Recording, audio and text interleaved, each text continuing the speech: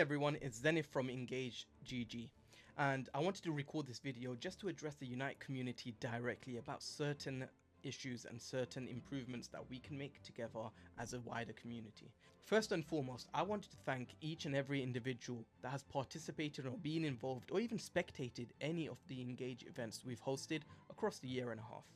I also want to thank the community leaders and the organizers, even outside of INGAGE, that have worked with us and that have given us advice and have helped us during this time to put out some amazing events. There are three main issues that I really want to raise that I think would bring a significant change to the esports scene going forward. The first thing is the perception within the wider esports scene towards Pokemon Unite, and this can be improved by the other 2 points that I'm about to raise as well. The second point is the importance of coaches and managers for Pokemon Unite teams.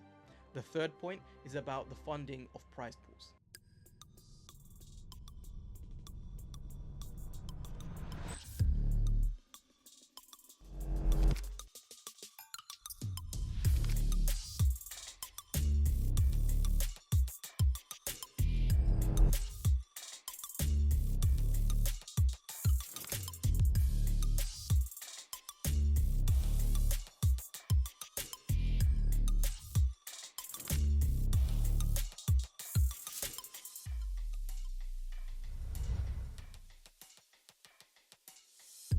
During the year and a half, INGAGE has hosted over 85 tournaments across various regions and raised a total prize pool of around 8,000 USD. INGAGE has also been releasing information through articles and magazines to help inform the community through the help of people like Shivam. And on that note as well, INGAGE has also been working with other organisations like Unity Clash since their inception, also contributing to a large majority of the prize pool across the year and a half. During the EUIC, INGAGE intended to submit a team to participate in this competition. However, last minute we found out that one of the players couldn't travel in, and this let the entire team down as the whole team had to withdraw. In this situation, INGAGE actually supported the players that were owed money, not by INGAGE, but by the player that initially let them down, and we paid those players out in order to keep that strong relationship with the Unite scene. We also hosted a bootcamp which involved 11 teams that travelled in internationally, including teams like Nemesis and Orange Juicers and Komai Esports, to participate a day before the EUIC in scrims and train themselves up to prepare themselves best for that event. Two of those teams came third and fourth place during the EUIC. On top of that, we also helped Komai Esports secure cost-effective accommodation in London, which, by the way, is not easy to do. We didn't ask for any profit, we made zero profit, even on the bootcamp we made zero profit. And these are just some examples of some of the actions INGAGE has done over the year and a half. This should show you clearly that our intention isn't to be making huge amounts of profit from the Unite scene or to maximize profits. Rather, we're looking to help support the scene and grow it further and bigger, especially when we talk in regards to the wider esports scene. If we're all honest about it, Unite hasn't reached the global esports stage that we maybe would have expected it or liked it to be at by now.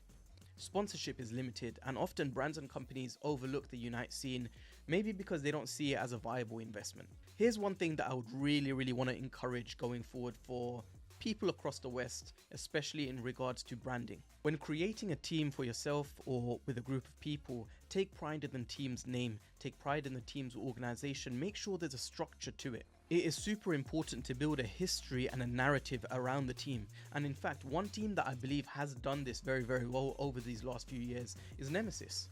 Their team structure, their managers, most of the core members, they remain the same. Their name remains the same. Even when they get picked up by sponsors, they are still regarded as Nemesis, but they've kept the name of the sponsors. When they drop that sponsor or when their sponsor drops them, they still continue as Nemesis with the same core members, with the same manager. This is an ideal position to be in if you are looking to build and grow professionally as an esport player or as an esport team. You guys should still retain control and remain in control of your team and be in a position where you can demand what you want to demand. Right now, what we're having in the West is continuous dismantling of teams, rebuilding of teams, and no name or branding being stuck with it, and therefore it makes it very difficult to be looked at as a viable investment without any history or narrative towards what this team is about. With regards to coaching and the importance of managers and coaches, structure is crucial for an esport team. And without a coach or a manager, you have 5 or 6 players participating, all at times with different mindsets and different mentalities, and nothing drawing them together. No accountability, things don't happen in the best way, often drama unfolds, and coaches, well, let me just outline the list of things that coaches can actually bring to a team. First of all, coaches bring experience from the sidelines. They can bring a well-planned structure to improve the team. They can improve methods of communication, methods to improve learning and training, methods to reflect and improve from previous experiences, methods to improve the mental psyche, and to improve the overall team dynamics to avoid any sort of drama happening across the season. INGAGE is looking to launch a project in the near future that will be helping to support both coaches, managers, and teams. We'll be looking to verify coaches that reach that standard through the help of our community leaders and other esport personnel. Remember, a very key thing: just because a player has played a certain number of years in Unite and has mechanical knowledge or knowledge about the game in depth, it doesn't necessarily mean they're going to be a good coach. Often the best coaches are ones that are not playing the game or not in the game with you, but are seeing it from the outside perspective. Finally, with regards to funding of the prize pools itself, you may have noticed beyond the prize pools of the UCS, barring maybe 2 tournaments across 2 years, there hasn't been a prize pool in the Unite scene that was over 1,000 USD. And when you compare it to the newer games that are coming out that are raising way more than that for prize pools more regularly, this is something that needs to be improved, and this is something that we would like to work on. A key thing here is the willingness to invest into the scene itself, and whose responsibility and whose shoulders does this fall on. Yes, Unity Clash, INGAGE, and many other organizations have a responsibility to contribute towards the prize pool, but it isn't just on us. There are various other parties involved in creating this environment and also creating these events, from the production team themselves to streamers to casters to graphics designers to promoters, networkers, and tournament managers and admin. So with all of these things in mind, INGAGE has been in a position over the last year having had to pay people within these roles as well as fund the prize pools. And let's be honest, if the 2 top organizations in the West, Unity Clash and INGAGE, are creating these prize pools, and a large portion of it is coming from INGAGE and from other contributors similar to INGAGE, it isn't going to remain sustainable for the long run. So these are 2 areas that I really want to improve. Firstly, the amount in the prize pool, and secondly, to be able to give back to the individuals that are helping to build this community. The Unite scene will remain stagnant if we only rely on organizers like Unity Clash or INGAGE or other various parties, or the individuals that have been putting in all that effort, there'll come a time where they will stop doing it. Essentially, it's not sustainable for an esports scene. And it goes without saying, those that want to participate and grow professionally to become an esport player or to be part of an esport team that is on a professional level, they also need to invest a little bit and contribute a little bit towards this improvement. Now I'm going to tell you what INGAGE is proposing at this point, and let me be clear.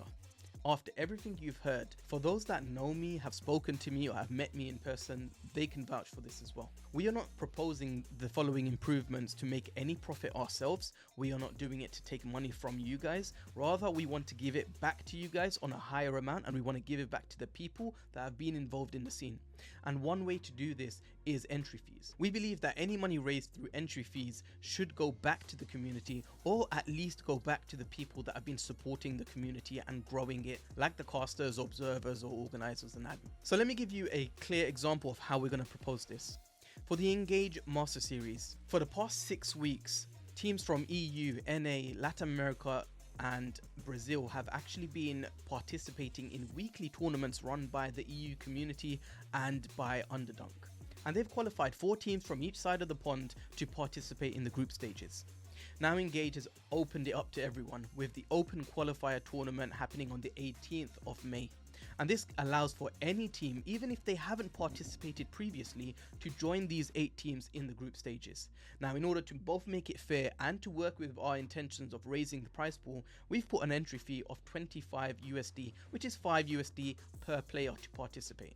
We're going to be looking to raise a 250 USD prize pool just for the Open Qualifier, and the remaining 16 teams in the group stages are viable to win a 750 USD prize pool, totaling around 1000 USD. So in total, the entry fees that are raised from the Open Qualifier will be helped to raise the funding for those that win the Open Qualifier, and also for those that participate and win during the INGAGE Master Series, totaling up a 1000 USD prize pool, majority of which we will pay out of our own pocket, but we would like some of you guys to support us to help us get to the triple-digit figure.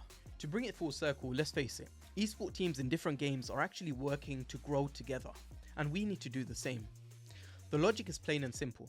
If you want to have a chance to play, have a broadcast that will feature your team and the gameplay, and a chance to win the larger prize pools, then we all need to contribute towards it. I hope some of the topics in this video resonated with you. There are many things that need improvement within the Unite scene. The key thing to understand is this doesn't solve everything in Pokemon Unite, but some of these issues, if resolved, if we work together on improving, can make a huge amount of difference. And these changes cannot come from the top down. These are changes from the community, by the community, for the community. If there are spectators and people that just generally enjoy the entertainment of watching Pokemon Unite, and you feel that you've understood and even appreciated some of the things that we've been mentioning in this video, we appreciate everyone that helps towards making the scene bigger and better, and we want to do the same. And on video, let it be recorded, any single donation or entry fee that we get on our brand's name, we will never use it for ourselves or for our branding or for our personal profits. We will always give that back to you guys, so let me be transparent. Thank you so much for watching this video. Hope to see you soon. The INGAGE Master Series is back for 2025. With more regions, more Pokemon, for 6 relentless weeks, Europe and the Americas will battle it out in a weekly tournament. Top teams each week will earn Master Points. After the weekly action is done, the top 4 teams in the league table will move into the group stage. Wanna try your luck against these titans of grassroots Pokemon Unite?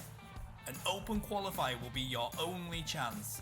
Registration opening on May the 5th, with the action kicking off on May 18th. Only 3 teams will rise victorious and be entered into the group stages alongside our weekly champions. We're not done yet. A powerhouse from all 5 regions will be invited by us to raise this competition to the next level. And we've hit the group stages. 16 teams divided into 4 groups for some intense battling. Only 2 from each group will progress into the Master Series playoffs. Don't miss out on all the electrifying group action on May 24th and May 25th. 8 teams hunting for glory in a double elimination bracket. One momentous final fight.